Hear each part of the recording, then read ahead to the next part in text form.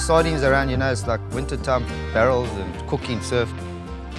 All the creatures, whales, orcas, dolphins, big giant sharks just in a shore break everywhere rolling in. There's just game fish, tuna, puta, garrick. Everything's chasing the sardines like a big National Geographic migration of fish. It's wild, eh?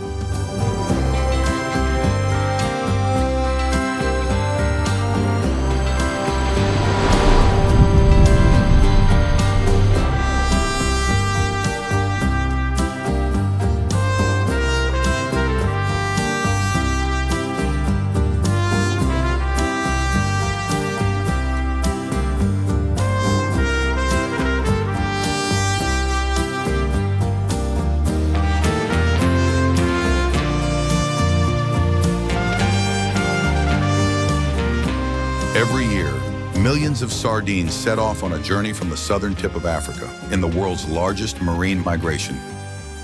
These tiny fish will travel over 1,000 miles along some of the wildest coastline on Earth, as thousands of creatures, both big and small, give chase. Their voyage coincides with deep winter swells that sweep up the South African coast, setting in motion another chase. And it all starts here.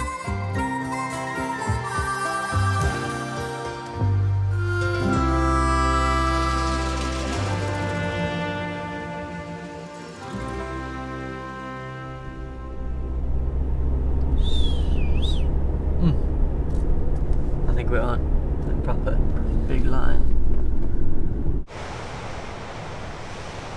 Sitting out there alone in the middle of the ocean, not ideal, but should be good.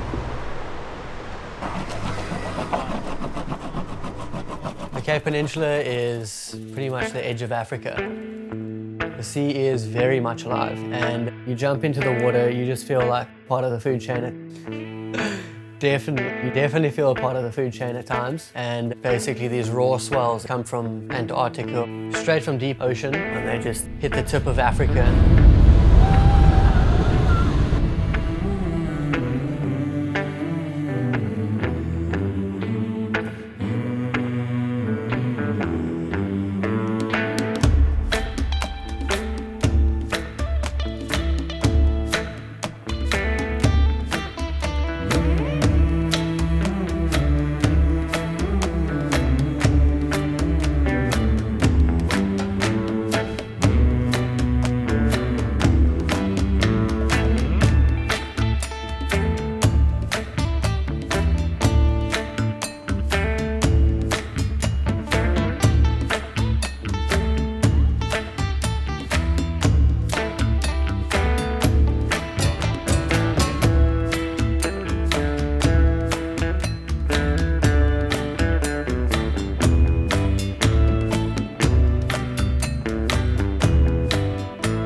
There's two different currents and two different oceans that run on either side of South Africa.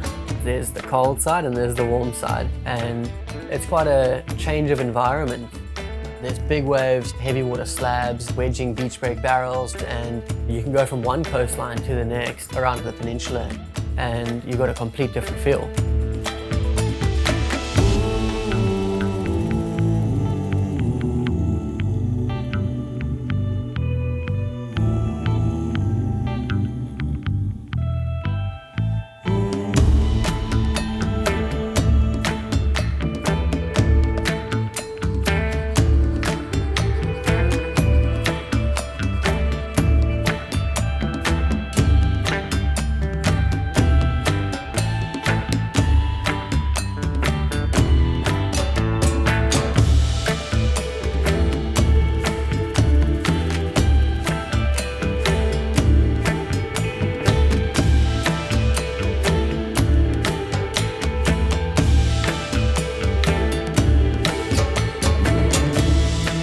Scientists believe that these extreme water temperatures are the driving force behind the Sardine Run.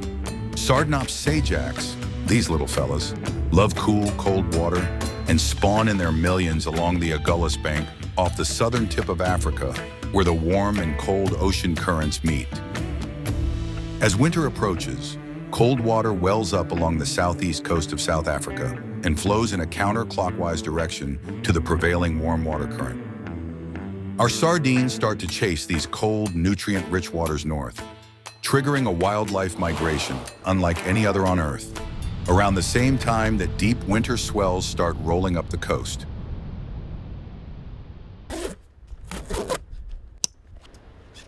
Aidan's plan was simple. Meet up with a crew of friends on the Transkei Wild Coast, a remote, surf-rich stretch of coastline located halfway between Cape Town and Durban, and follow the swells up to the sand-bottom barrels of KwaZulu-Natal. The start of the Sardine Run usually occurs far offshore and out of sight, but there are a couple of other reasons to make a detour along the way.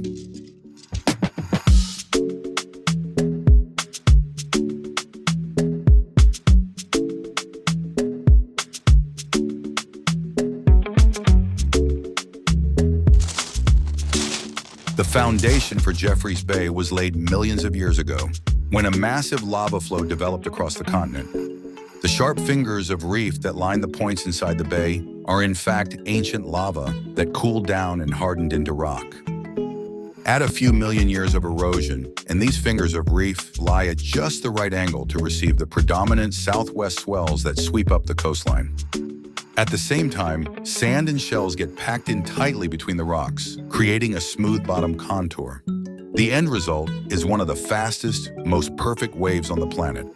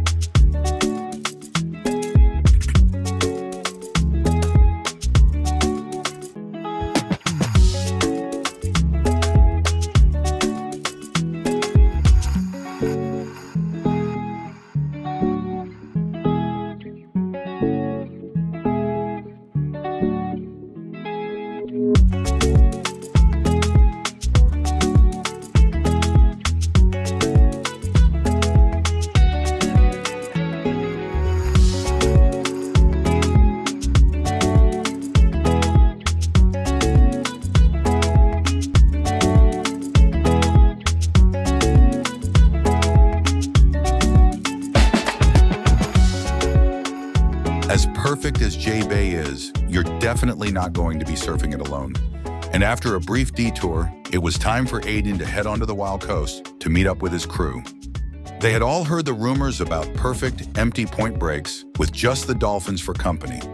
The sardines were on their way too, which usually signals the best time for waves. Subtropical paradise was waiting.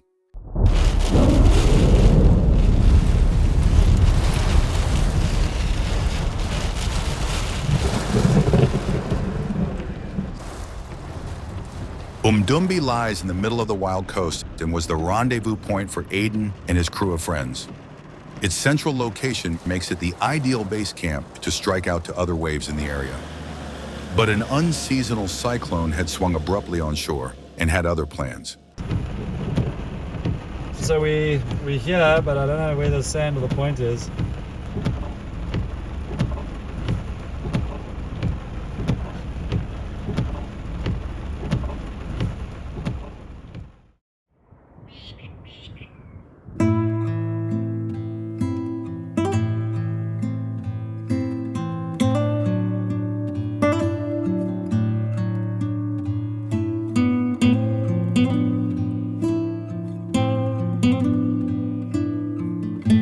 The storm cleared up the following morning, but by then, the damage was done.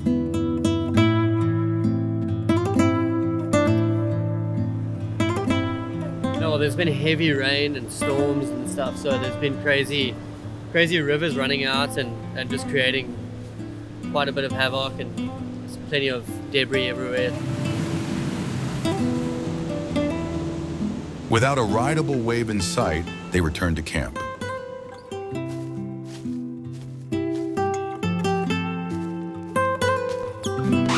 Wait a minute, where are my manners? Let's introduce the rest of the crew. Frankie Oberholzer, free surfing legend and fisherman from Warner Beach, South Africa. No heat's going on here, let's fight. Sophie Bell, barrel charger and rising star from Salt Rock, Durban. Must I be serious or small? Micah Margison, master carver and son of the legendary Margot from Cabarita, Australia. This is my quiver I bring to the Transky. 5'10", 5'11". This is my 5'6.5" epoxy groveler. And Harley Ingleby, longboarding world champ and jack of all trades from New South Wales, Australia. Unfortunately, Harley ended up going down with a gnarly travel bug and spent the trip riding his mattress instead. Sorry, Harley. And this is Cow. You see Cow and her friends everywhere on the Wild Coast.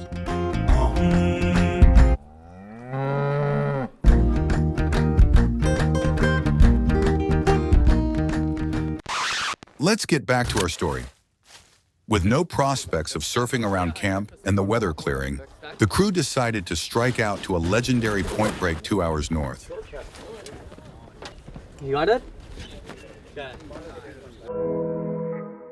On its day, the wave is said to rival J Bay, but it was a gamble. The storm may have completely destroyed the sandbanks the wave relies on, or it could have deposited even more sand. Those were odds they were willing to take.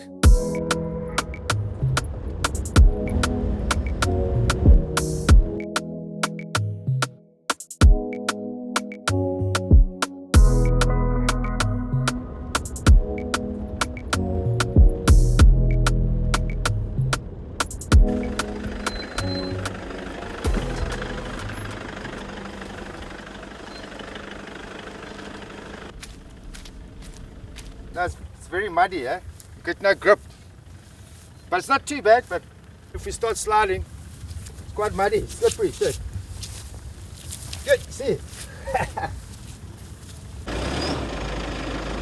Oh, Mike, just get a preg. Let's go. Go, go, go, go, go, go, go!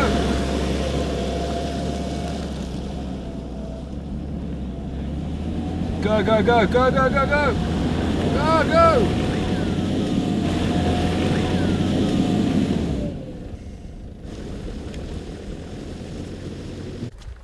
I got jammed in the bush.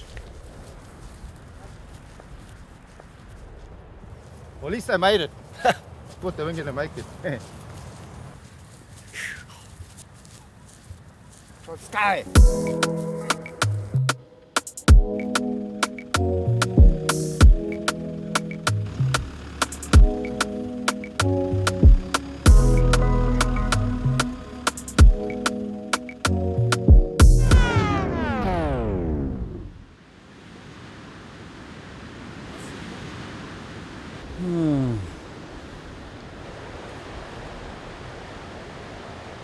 Good for fishing.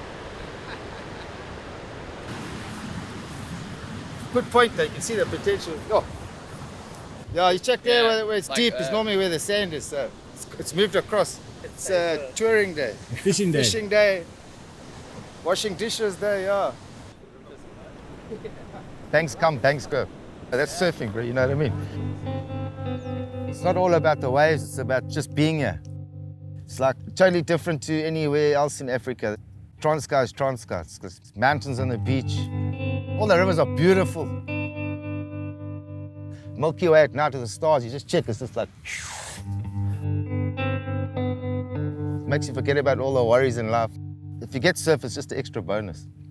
I just like going on a hike with my rod and walking, checking all the rivers. You don't always catch, but that's fishing for you. Same like the surf, you've got to keep hunting.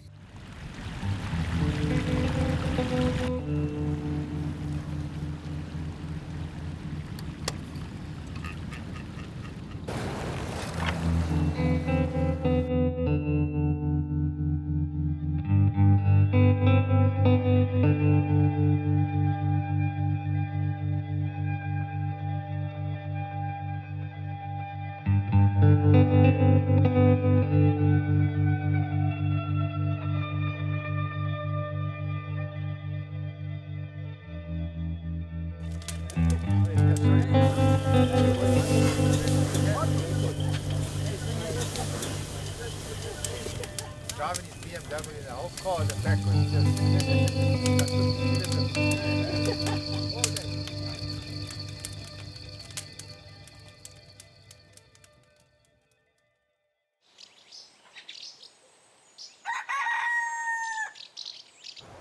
The wind, as it inevitably does, eventually changed direction.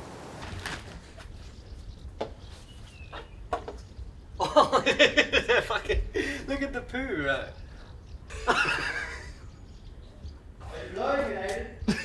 I think a car came and took a big dump on my board. As it walked past or something. Sure that was a cow, man? Freaking Baltimore rail for you? It was like super brown water the last few days from all the rain. It's cleaned up, sun's out today, and yeah, looks fun. It wasn't what they had come for, but it was probably better than the surf at most QS contests. finally hitting the water. And with that, the first Wild Coast Invitational was on.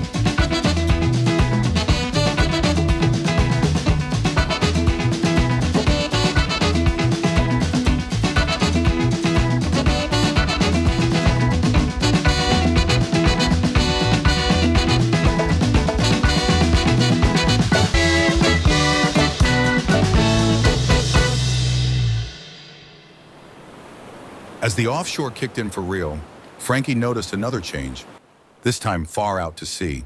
Oh, there they are, plenty. See there, between the Casuarina there. That's sardines, eh? They definitely are. Check the birds. When they dive like torpedoes or kamikaze pilots, then you know it's a big shoal. Seabirds, like the Cape gannet, are often the most visible sign of approaching shoals. These airborne hunters hit the water at speeds of up to 70 miles an hour as they dive for their prey. The impact is cushioned by air sacs under the skin of the gannet's face, and they chase the sardines underwater by kicking their feet and flapping their wings. Yeah, these birds are gnarly. See what I mean? As the sardines approach the wild coast, the steep continental shelf concentrates them into a narrow band of cold water running just offshore. This is where the shoals are often most dense and can sprawl for miles upon miles on end. Scientists claim the entire migration is in fact an ecological trap. There is no real benefit for the sardines as they chase the cold water current and get trapped between the coastline and warmer water further offshore. But the run sustains millions of other creatures who are treated to a seemingly endless buffet. While the action was heating up offshore, Aiden decided to take a hike to get a closer look at an exposed peak he'd spotted in the distance. He wasn't expecting much, but the offshore wind had a surprise in store. Oh!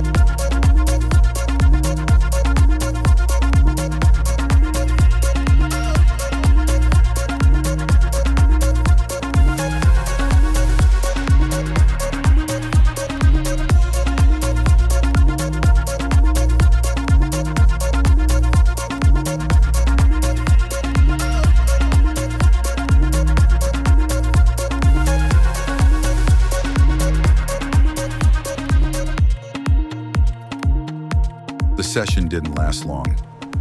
Couple fun waves, but pretty sketchy actually. Definitely sharky and felt the vibes out there, 100%. And then I think the swell just built too much or something and got a little bit big. But it just shows you how wild the place is. I mean, it changes every single minute. With the sardines rapidly approaching and a fresh ground swell building, the crew decided they'd take one more roll of the dice the next morning, this time further south.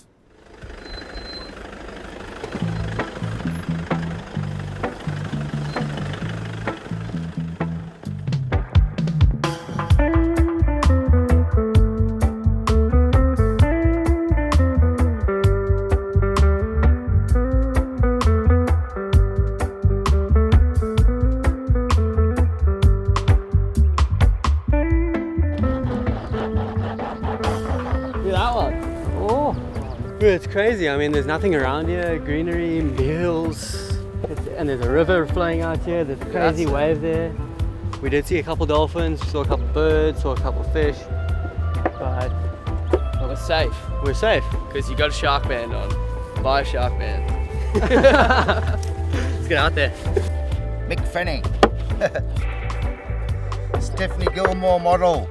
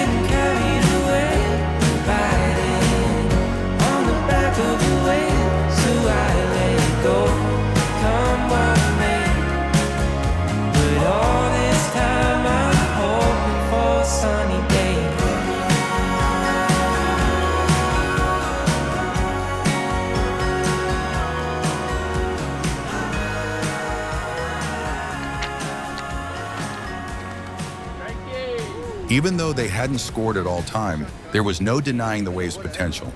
I think with the sand, it'll be good. Imagine that place. Yeah, it would be like crazy, yeah. Yeah. Because all the sand's here on the inside type of thing. I think It's going to be such good waves. if from a big gap. Dumbi's cooking the sand, you come here, it'll be fiery. Looks nice from here, hey? If it's sand, you're in the barrel, then you're gonna have fun. The crew vowed to return to this hidden paradise someday when the sand was back. Just then, the real locals pulled in. How's that? That's good timing, eh? Oh, look at the next one. Big Charlotte dolphin. There's hundreds of them.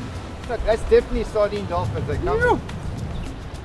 The megapod was a sign. It was time to leave the wild coast and follow the dolphins as they chased their prey north.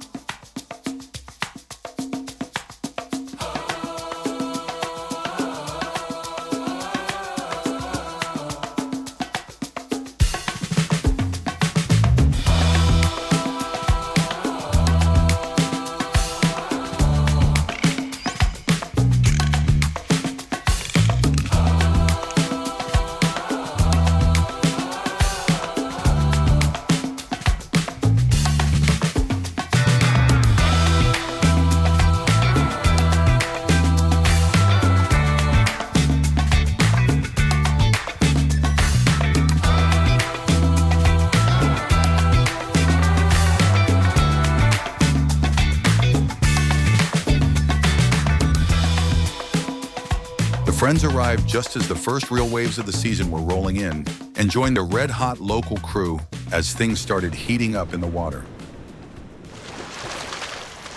The ocean comes alive at this time of the year in every way imaginable. You've got generally pretty good winter swells. You've got the humpback whale migration. And then you've got the sardines. It's really only when they come to KZN and hit the south coast that it's closer inshore. And from the beach, you can see everything. You can see the sharks getting stuck in the mix. You can see the dolphins as well, the birds diving. So you overlay all these different things, and going for a surf is insane. As the sardines approach KZN, they suddenly hit shallow waters, making them even more vulnerable to attack. Dolphins are the ringleaders in the feeding frenzy that ensues. By working as a team, they strategically herd the sardines into shallow bays, blocking off their escape routes. At the same time, they take turns charging into the shoal, slicing balls of fish off in the process. Through this relentless, coordinated attack, all that's left is to pick off the pockets of frantic, exhausted sardines. Once the hard work is done, sharks and other game fish get in on the action. As the sardines move closer and closer to shore, another predator finally strikes.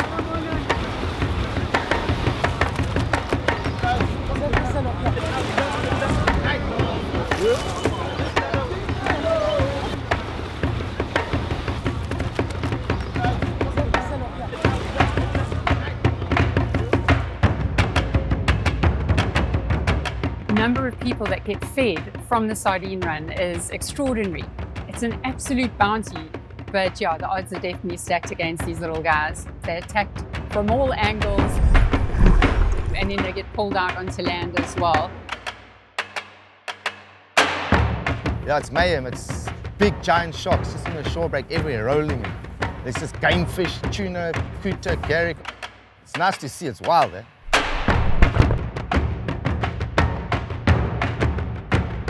You have to weigh up quite a few different things, knowing how many predators there are following the sardines. You can still surf, just go down the beach where they're not. Just got to look around.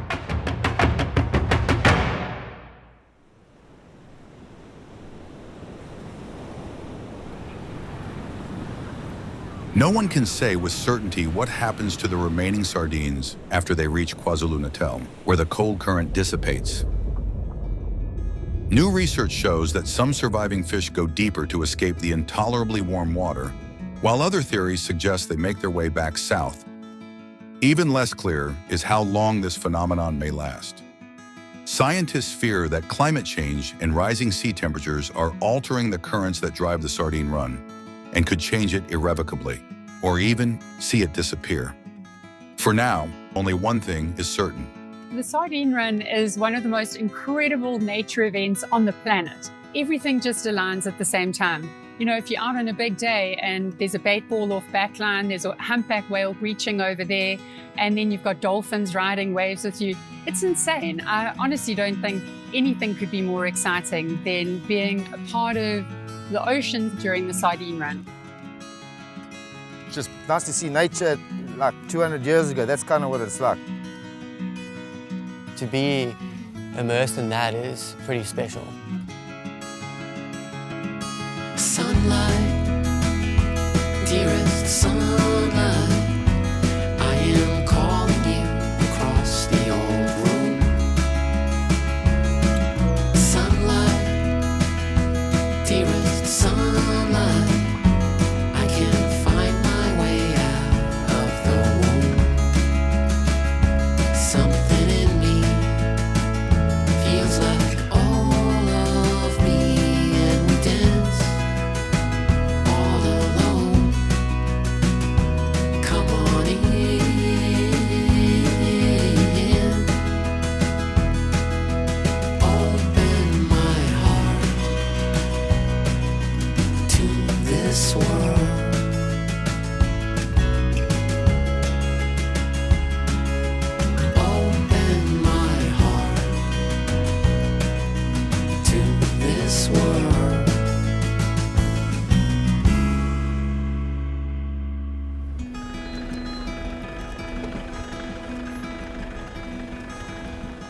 Just arrived, looks pretty dark still, but there's definitely some beautiful lines.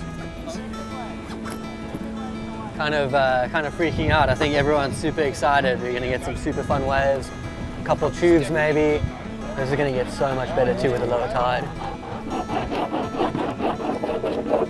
There's been a lot of action in the water the last couple days. I can actually see some birds diving. I can actually see a couple dolphins every now and then, but I think we're fine. Just be sensible and don't go and surf like where it's all happening. Oh my God, that was all over. Best waves of the trip so far. Let's get out there.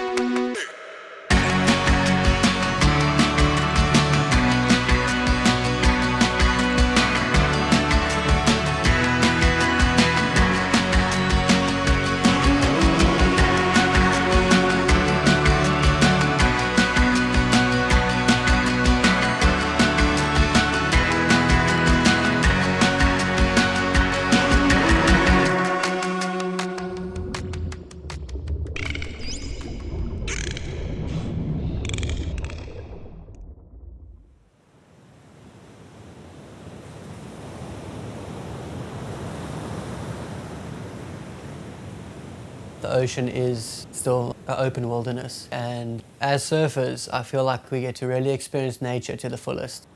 That's part of what surfing is, and that's why we do it.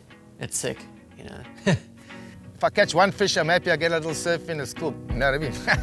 But it's not all about the waves, it's about just being here, experiencing the mud and everything, getting stuck and making big fires and cruising, and yeah, no, it's good, eh? I love it. It was pretty wild. I guess why it's called the Wild Coast. Just to come and see it firsthand and be in the environment, especially with like an amazing crew, it's just like, yeah, it doesn't really get much better. Anywhere you go, there's like always challenges. Just roll with the punches and just be present and enjoy where you are. You hope for the best and you hope you get good waves, but it's all part of the adventure. And the adventure is what really matters. Times and places are all in who you share them with. And it's life